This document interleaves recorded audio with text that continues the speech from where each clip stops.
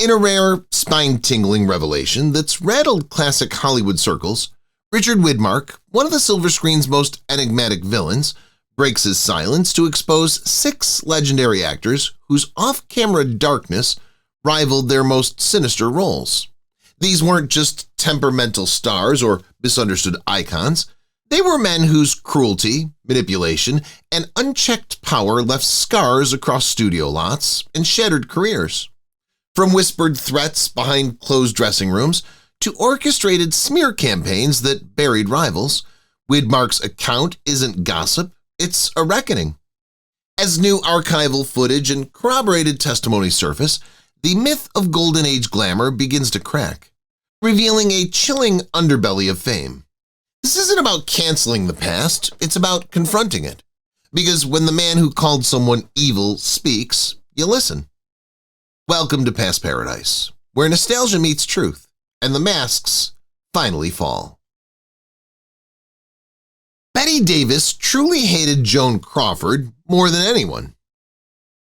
In 1935, Bette Davis starred in the film Dangerous, for which she received her first Oscar nomination. During that time, she was interested in her co-star Franchot Tone.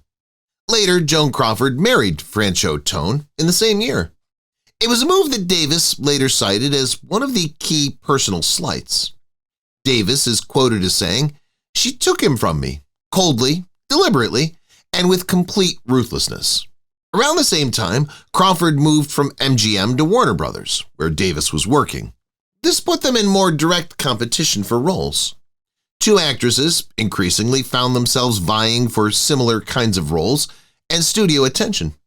For example, Crawford landed the title role in Mildred Pierce, 1945, which was a role Davis had been offered and turned down. Their public comments became increasingly hostile. Davis allegedly said of Crawford, "I couldn't help Joan Crawford even if she really needed it."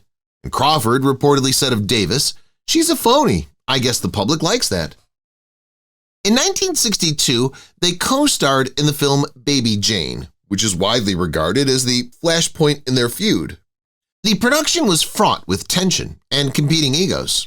Several anecdotes from the set highlight the animosity, like Crawford reportedly strapping on an extra weight so that Davis, who had back problems, would have to drag her in a scene. At the 1963 Oscars, Davis was nominated for her role in Baby Jane, but Crawford was not.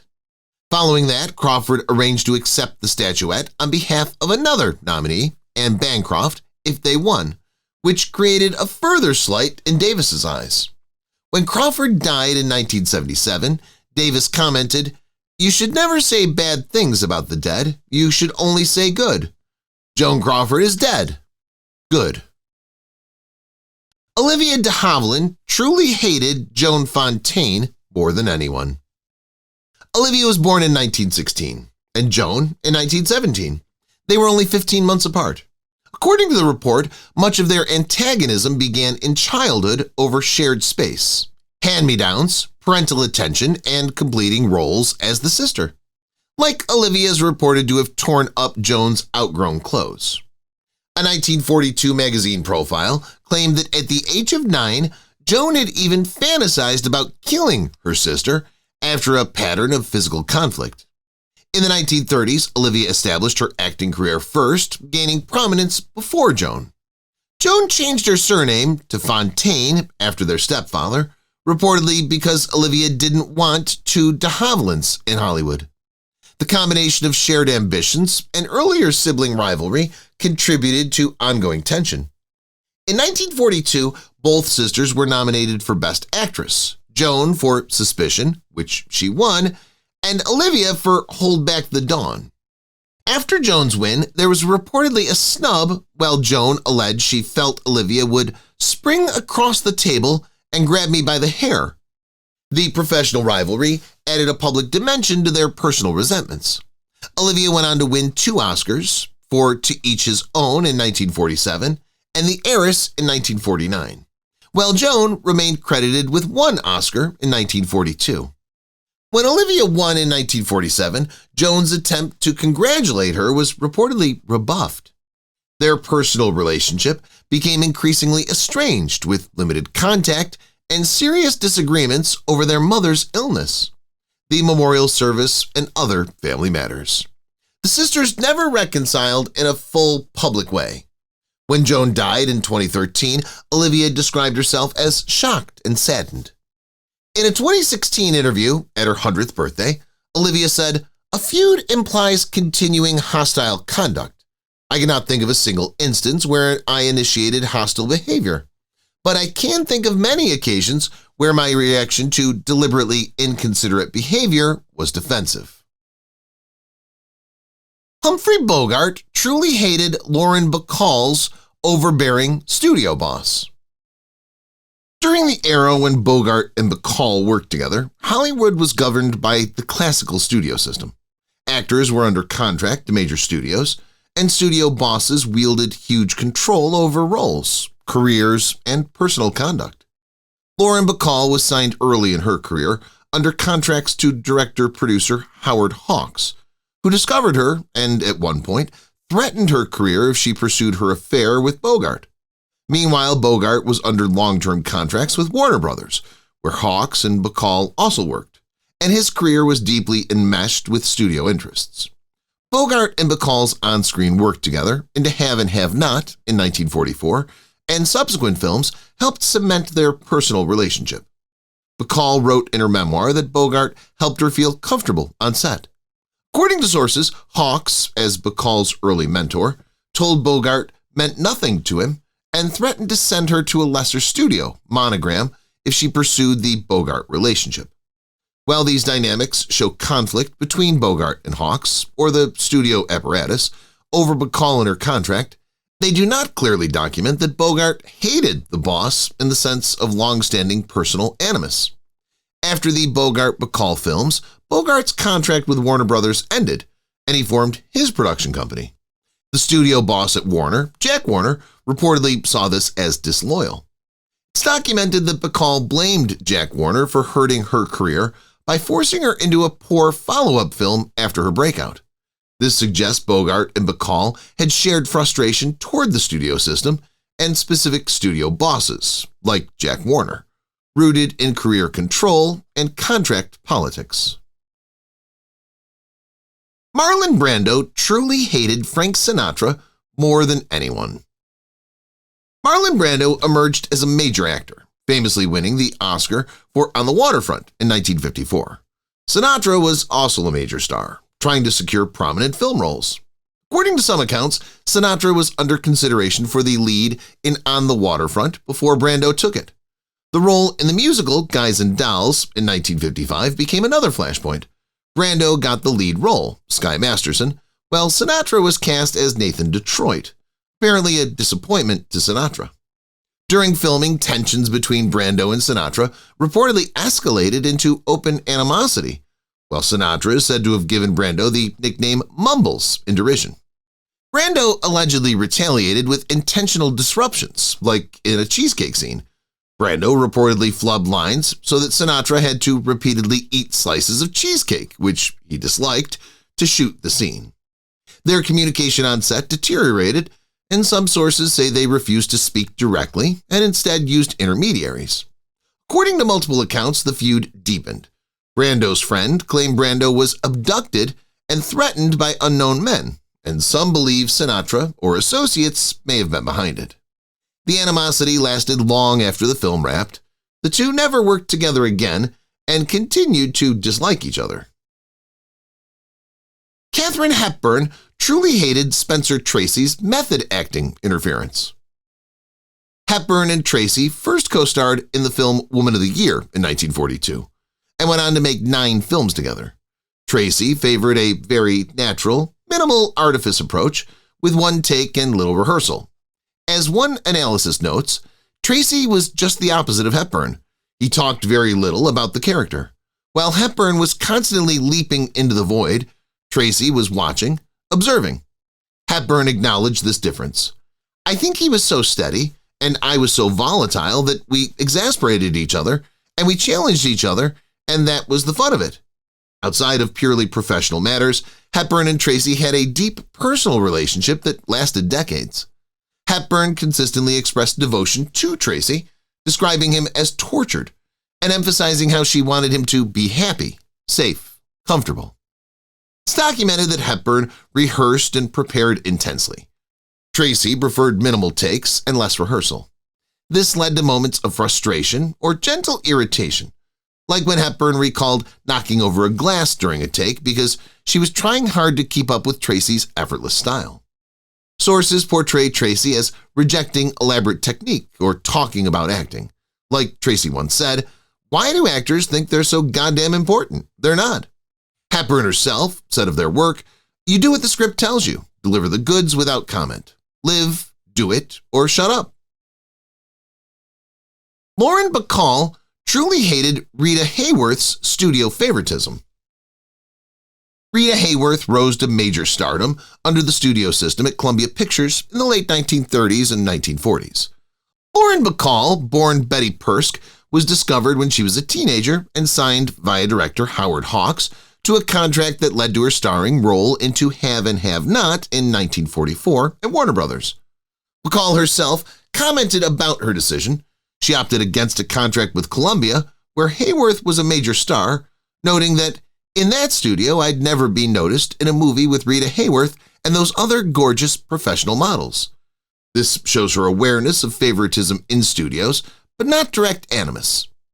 Hayworth's image was heavily cultivated. Like at Columbia, she underwent hairline surgery, electrolysis, and dyeing to fit the studio's ideal standards.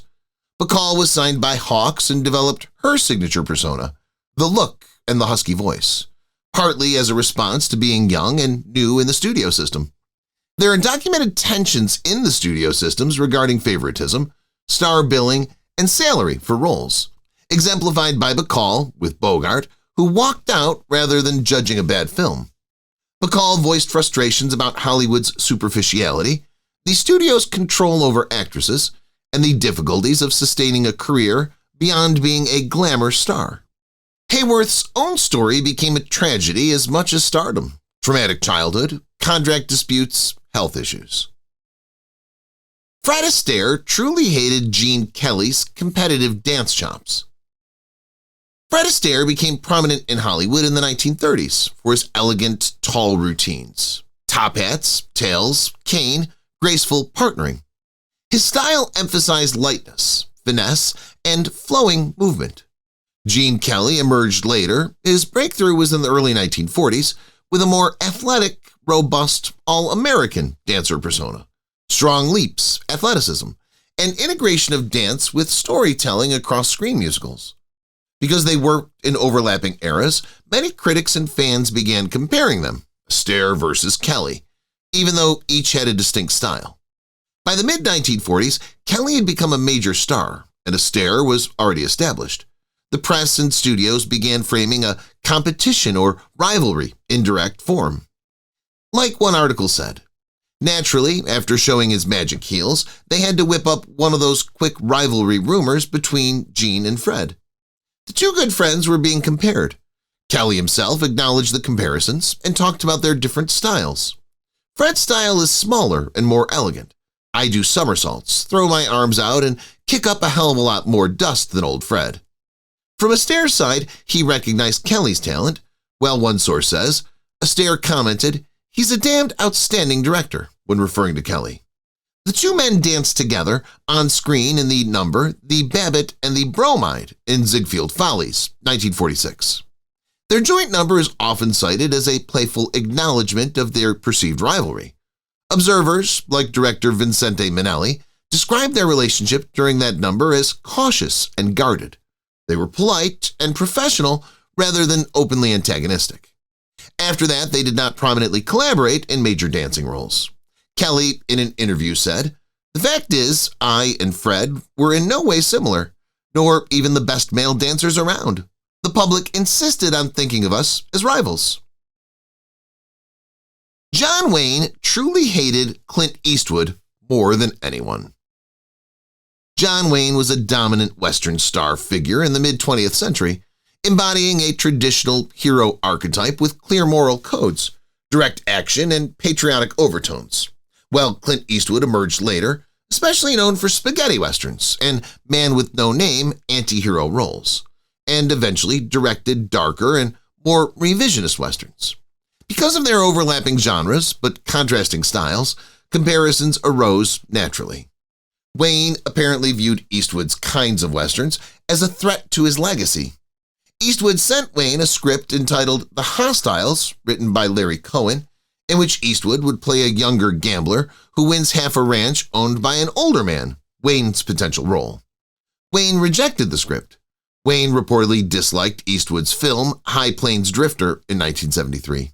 He considered it a distortion of Western values, especially the moral ambiguity and the darker tone, earning Eastwood's modern Western style Wayne's strong disapproval. Wayne saw Eastwood as replacing him as the cowboy hero archetype, a changing of the guard that Wayne resisted. Wayne valued the older Western mythology, like clear good versus evil, patriotic values, and heroic perseverance. Eastwood's Westerns often examined ambiguity, moral compromise, and anti-heroes. Wayne publicly and privately saw this as undermining the genre's core. In one specific incident, Eastwood recalled Wayne objecting to a scene in a film directed by Don Siegel where Eastwood's character shoots someone in the back. Wayne reportedly said, "I don't shoot anyone in the back," highlighting his disdain for that kind of moral ambiguity.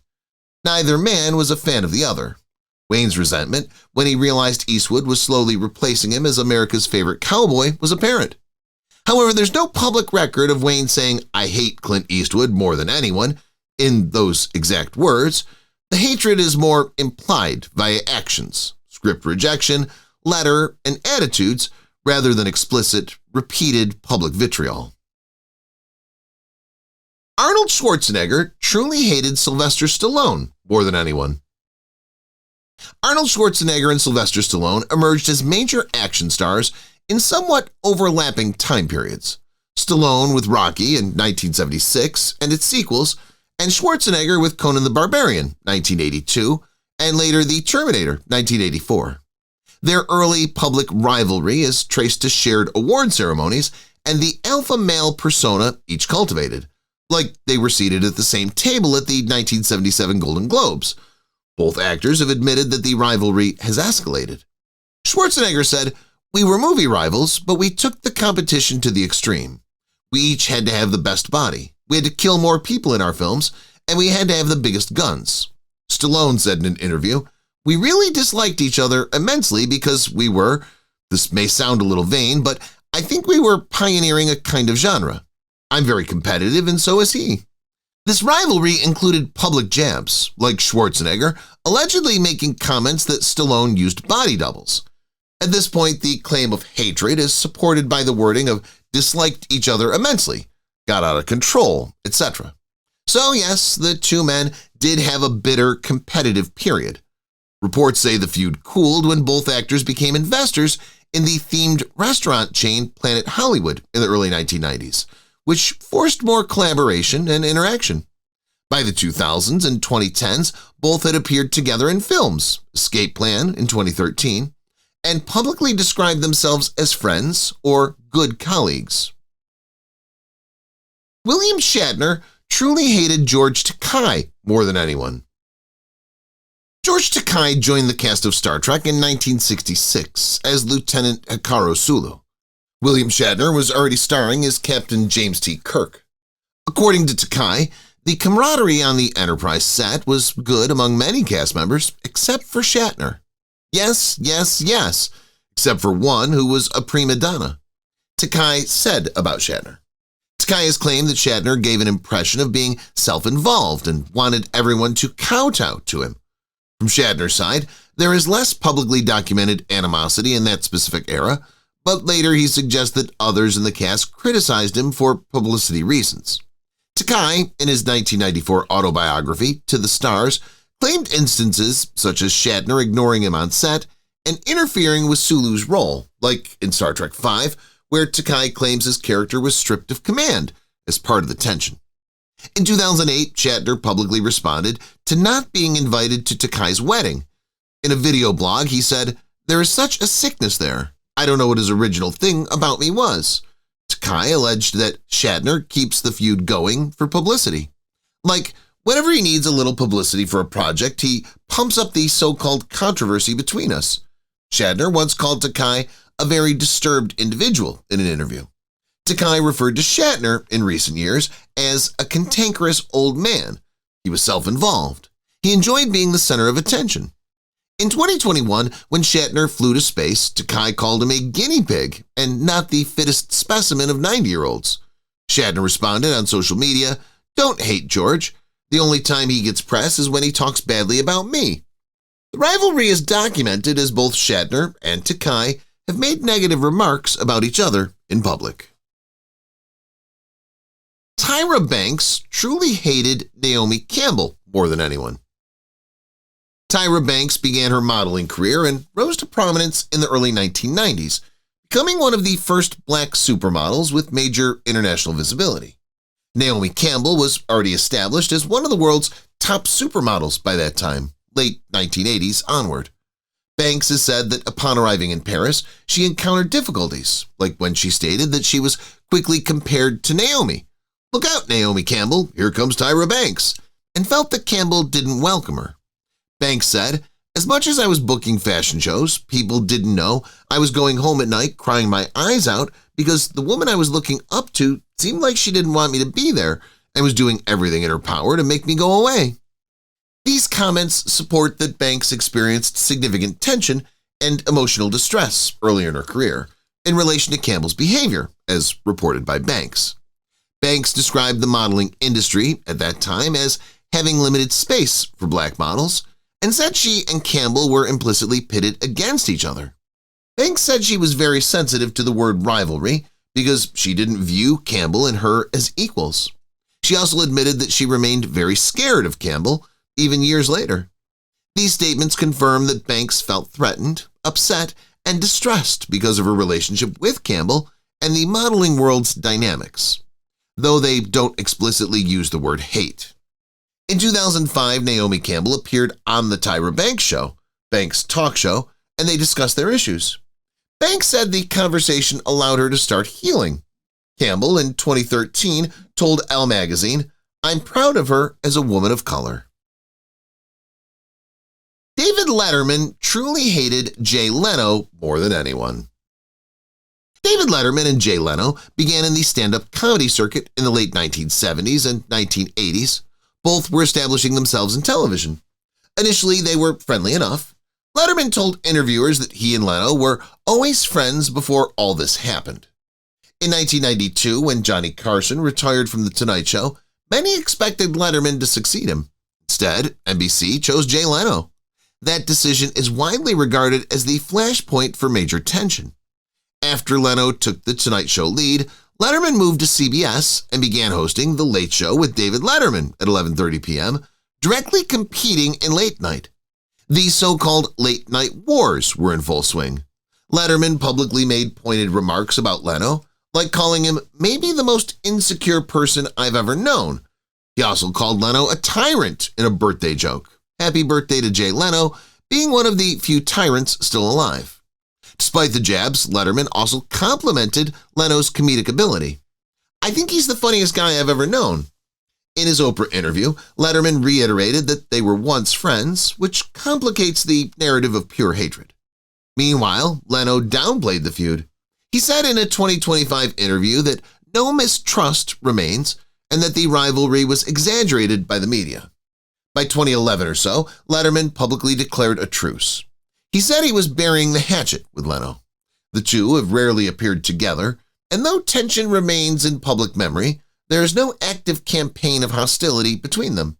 Letters and interviews suggest the rivalry has cooled, though awkwardness remains. Gwyneth Paltrow truly hated Martha Stewart more than anyone. Gwyneth Paltrow founded her lifestyle brand Goop in 2008. Martha Stewart, long established as a lifestyle domestic brand figure, publicly acknowledged Paltrow's entry into the lifestyle space. As Stewart told Bloomberg TV, she really wants to be part of the lifestyle business. She wants to be a lifestyle arbiter. At this stage, we see the seeds of competition. In a 2014 interview with Porter magazine, Martha Stewart said of Paltrow, "She just needs to be quiet. She's a movie star. If she were confident in her acting, she wouldn't be trying to be Martha Stewart. This comment was widely covered as a dig at Paltrow's lifestyle brand ambitions and perceived encroachment. Paltrow responded at the Fortune Most Powerful Women Summit by joking, "No one's ever said anything bad about me before, so I'm shocked and devastated. I'll try to recover." And she added, "If I'm really honest, I'm so psyched that she sees us as competition. I really am." These show real tension and public attitude. Paltrow's tone is somewhat playful, but shows awareness of the rivalry and perhaps some resentment. After the public remarks, Goop hired Lisa Gersh, former CEO of Martha Stewart Living, as Goop's CEO. This move was interpreted by the media as a direct power play against Stewart's brand territory. Stewart's brand did some playful or pointed gestures, like the Martha Stewart Living magazine published a pie story titled Conscious Coupling, a nod to Paltrow's phrase, conscious uncoupling, which many interpreted as an indirect jab. Paltrow continued to run and expand Goop, positioning herself as a leading lifestyle influencer. Meanwhile, Stewart continued to make critical remarks, like calling some Goop products irritating or dismissing them in later years. Paris Hilton truly hated Lindsay Lohan more than anyone. In the early 2000s, Paris Hilton and Lindsay Lohan were part of the same it girl Hollywood social set, partying and making frequent club appearances and paparazzi snapshots. They were often seen at the same events and even shared mutual friends, including Britney Spears. The overlap of social circles was fertile ground for both camaraderie and competition, which later helped fuel the feud. On the 16th of May, 2006, at the Los Angeles nightclub Hyde Lounge, Paris and Lindsay were witnessed trash-talking each other face-to-face. The next night, the 17th of May, 2006, Paris's friend Brandon Davis told paparazzi that Lindsay was worth about $7 million, which means she's really poor. She lives in a motel, and called her a fire crotch. Paris was seen laughing alongside him, phone in hand. Paris's publicist later claimed Davis's statements weren't reflective of Paris's own feelings, though the optics made the tension public. On the 9th of November 2006, Lindsay reportedly called Paris the C word on camera. When asked, Lindsay denied having said it, saying instead, "I love Paris. Paris is my friend." Lindsay approached paparazzi stating that Paris had hit her with a drink at a party the night before, showing her arm and saying it was not okay. The following day, the 27th of November 2006, Paris, Lindsay, and Britney Spears were photographed leaving a party together. Paris later said she asked Lindsay in the car to tell the truth, and Lindsay denied the drink-throwing claim, stating Paris would never hit her. In May 2007, Paris served jail time, briefly, for a production violation. Around the same time, Lindsay entered rehab. In a television interview, Paris said, "I have no friends in rehab," implicitly excluding Lindsay, showing distance. Yet the two were seen together celebrating the 4th of July holiday in 2007 at a Malibu beach party, signaling a temporary thaw. Richard Widmark reveals the 6 most evil actors of Hollywood's golden age. Widmark's most famous feud was with John Ford. He called Ford a mean son of a bitch and said working with him was like surviving a war. Ford's habit of humiliating actors on set disgusted Widmark, though he admitted Ford's brilliance as a filmmaker. Another feud was with Daryl F. Zanuck. Widmark resented Zanuck for repeatedly typecasting him as a psychotic villain after Kiss of Death. He accused Zanuck of caring more about profit than artistic growth, once saying he'd sell your soul for a box office return. Another feud with Elia Kazan. While Widmark never directly feuded with Kazan, he publicly criticized directors who betrayed people to save their own skin, referencing Kazan's 1952 HUAC testimony. Widmark, a political liberal, considered that act to be a moral disgrace. Another feud with Errol Flynn. Widmark reportedly found Flynn's off-screen arrogance and womanizing repulsive. He told a biographer that Flynn was one of those guys who thought charm excused cruelty. Orson Welles. Widmark respected Wells' genius but disliked his ego and manipulation of studio crews.